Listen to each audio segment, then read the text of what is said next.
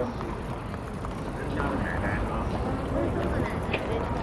这个呢就是特雷沙尔堡，然后它的正对面这一边就是霍夫堡，这一整大片全是他们家的。所以我们要走过去。What's going on, ladies and gentlemen? Welcome back to another Boulder session. We are really early today. It's like 20 before 10 in the morning. As you can see, we've got the gym for ourselves for warming up. It's amazing. And today's a little bit of a special day because the guys are doing the photo shoot for the next courses and magazines from the Alpenverein Edelweiss and stuff. Then I actually want to smash down some color boulders, trying some flash attempts. It's gonna be amazing. So let's see what we can do.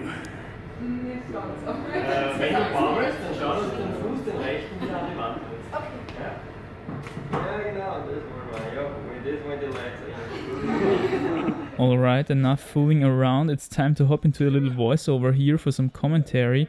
So as I announced in my previous training vlog, I will hit some color boulders in this session, trying to get some flash done.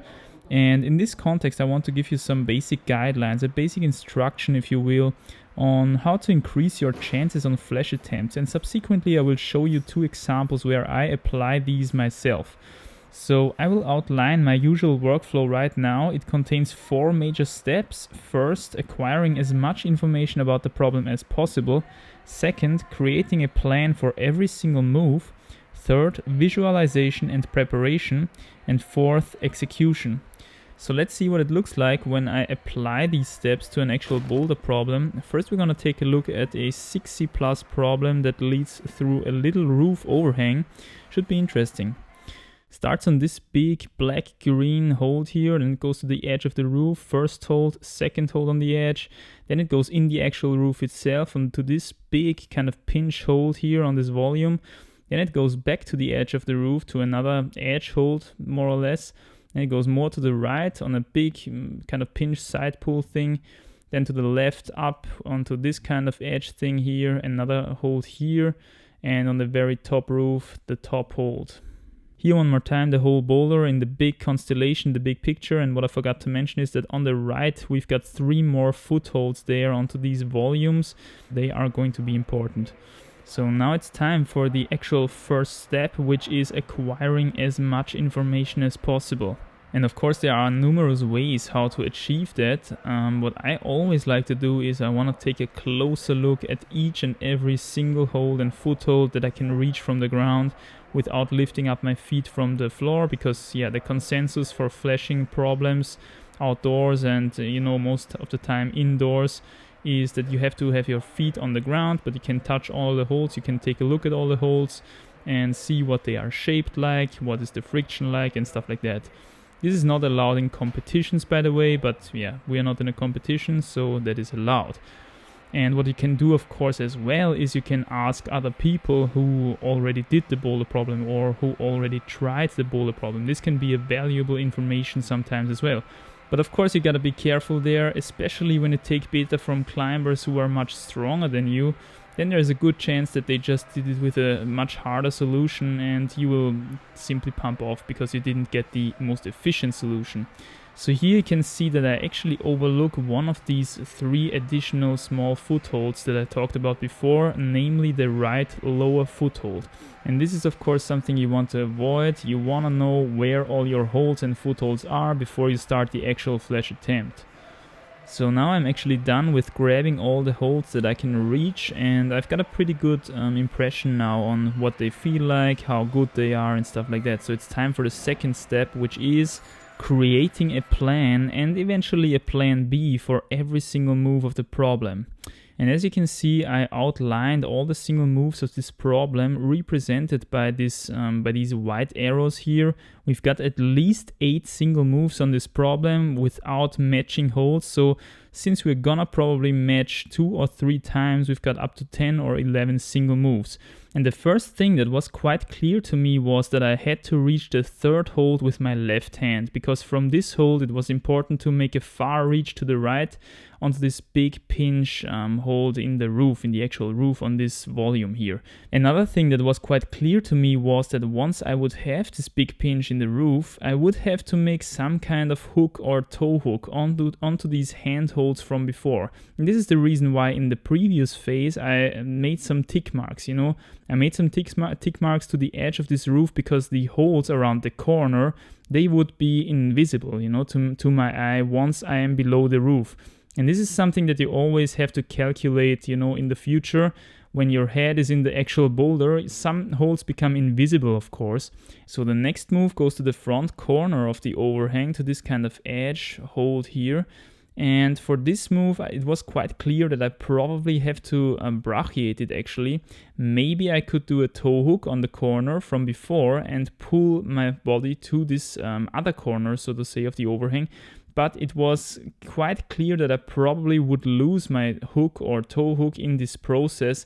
But at the same time, I thought it's actually not a big deal because the hold in this roof was actually quite good.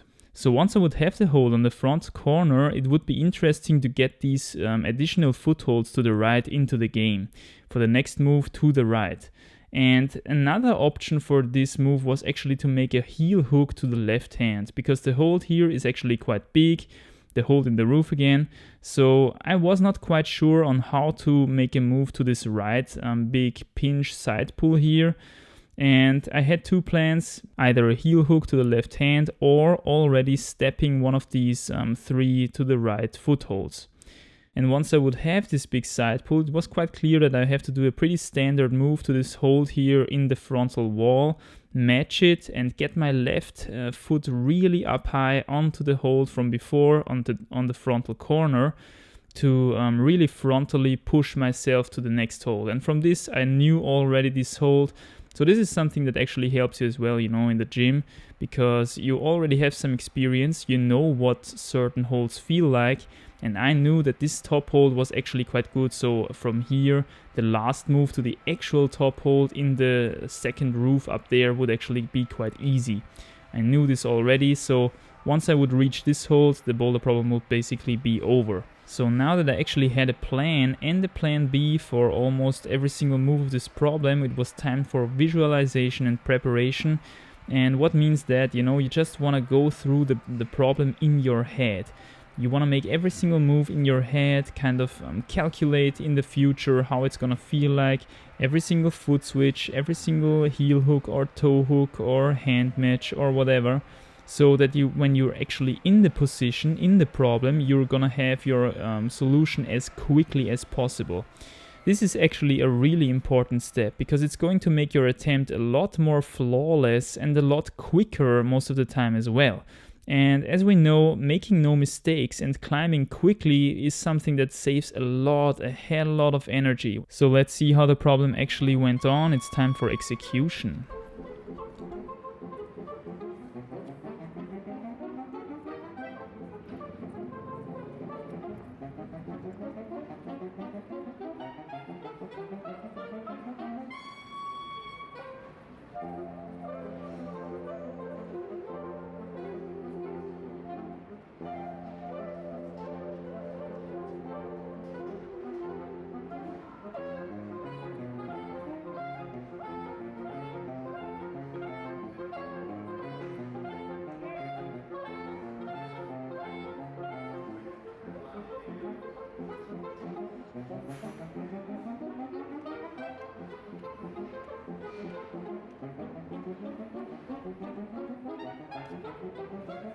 So as you saw, I was lucky enough to flash this problem. Just a quick little analysis of this attempt. I went for the first move with my right hand, second move with my left hand, so that I was able to make the far reach to the right with my right hand. It worked out great. And then I made actually a heel hook onto the second hold and matched this big hold in the roof. Then I wanted to make my little toe hook plan, but as you saw, I just lost my toe hook. And from there I had to basically brachiate the next move, which worked out surprisingly well, to be honest. And from there I placed my left heel hook on this big hole in the roof as I actually planned it, and then I wanted to reach over with my right foot to one of these 3 additional footholds on the right side. But as you can see, it's just too far away. The footholds were just too far away, so I figured I had to make them move directly. And I pulled over to the right side pull. Luckily, it was close enough to make this move.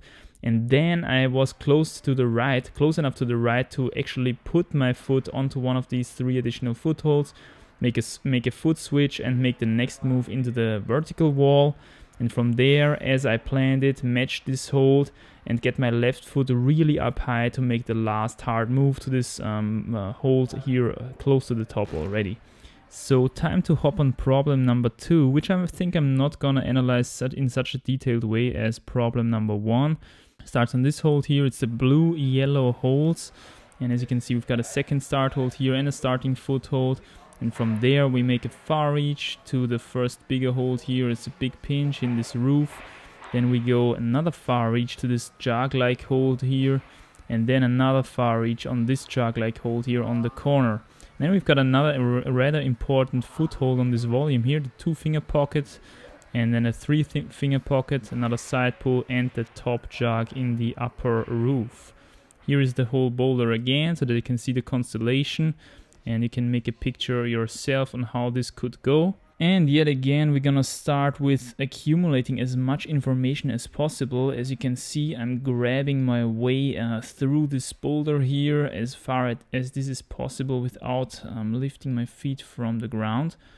And actually all these holds, they felt quite good, especially these two here, these two jug-like holds here, they felt like I could almost do a one-armer on them. So I thought, maybe it's possible to allow myself some mistakes here, and I still could hold this stuff, I still could brachiate this stuff. And it was really crucial, I think, to hit the next 2-finger pocket up there with my left hand, because otherwise you cannot keep on climbing, you know. So let's see what the execution looks like.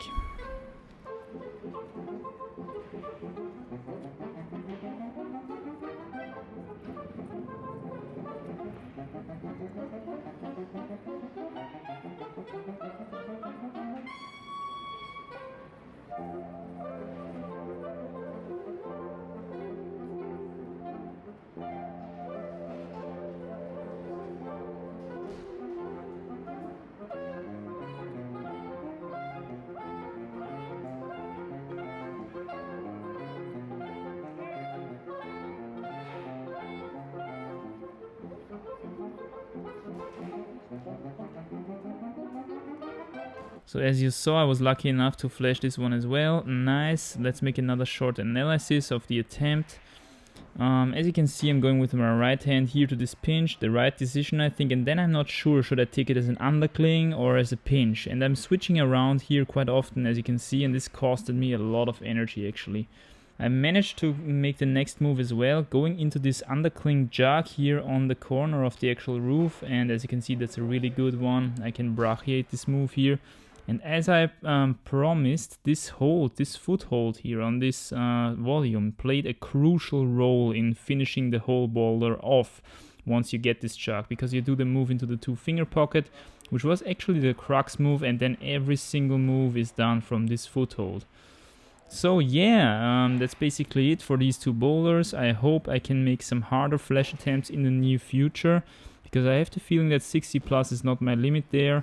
Let's see what is possible, and I think now I will continue the actual video.